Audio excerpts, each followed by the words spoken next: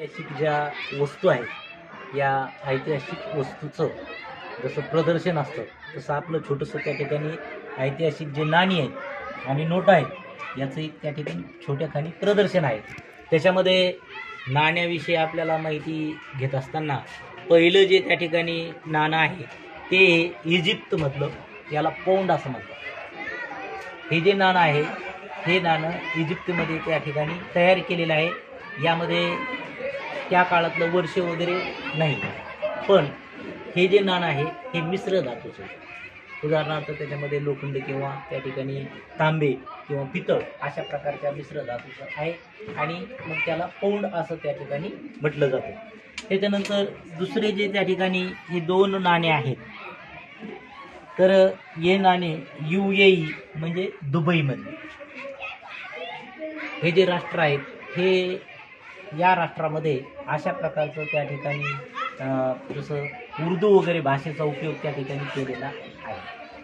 आणि मग या भाषेमध्ये हे जे चलन त्या ठिकाणी वापरलं जातं हे तांब्याचं नाणं आहे. हे कशाचं नाणं आहे? तांब्याचं. आणि मग दुबई या देशामध्ये त्याचा त्या ठिकाणी उपयोग केला जातो.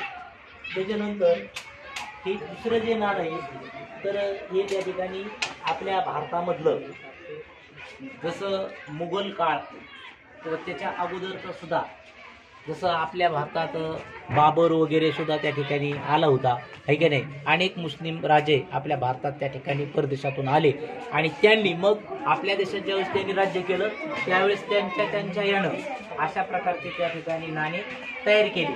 आणि हे एक ताम्रपट म्हणजे कसं की तांब्याचे तयार केले, आहे की नाही. मग तांब्याचे जे नाणे आहेत हे त्या काळामधले त्या ठिकाणी आहेत. आता आपल्याला परदेशी चलनामध्ये नोटा त्या ठिकाणी पाहायच्या. आता नोटा पाहत असताना पहिली जी नोट आहे ते म्हणजे डॉलर. डॉलरची जी किंमत आहे ही दर प्रत्येक महिन्याला, 2 महिन्याला, 4 महिन्याला त्या ठिकाणी बदलत असते. आणि म्हणून USA मध्ये युनायटेड स्टेट ऑफ अमेरिका या अमेरिकेमध्ये या डॉलरचा त्या ठिकाणी उपयोग केला जातो. त्याच्यानंतर दुसरी जी नोट आहे ती त्या ठिकाणी व्हिएतनाम या ठिकाणची आहे. ही नोट त्या ठिकाणी 1000 रुपयाची, व्हिएतनामची 1000 रुपयाची त्या ठिकाणी नोट आहे. आणि म्हणून त्या व्हिएतनाममध्ये तिचा त्या ठिकाणी चलन म्हणून त्या ठिकाणी वापर केला जातो. त्याच्यानंतर ही जी नोट आहे तिसऱ्या क्रमांकाची ही रियाली, सौदी अरब. जवळपास त्या ठिकाणी ही जी नोट आहे जसं आपल्याकडं आपण 5 रुपये, 50 रुपये, 500 रुपये अशी जशी किंमत असते तशी याची 5 रियाल किंमत. या नोटीची जी किंमत आहे ती किती आहे? 5 रियाल त्या ठिकाणी किंमत आहे. त्याच्यानंतर ही जी नोट आहे ती नेपाळ राष्ट्र. आणि या नेपाळ राष्ट्रामध्ये ही जी नेपाळ राष्ट्राची नोट आहे ती सुद्धा त्या ठिकाणी 5 रुपये किमतीची आहे. आणि ही रुपयामध्ये, ही जी त्या ठिकाणी नोट आहे ती कशामध्ये? रुपयामध्ये.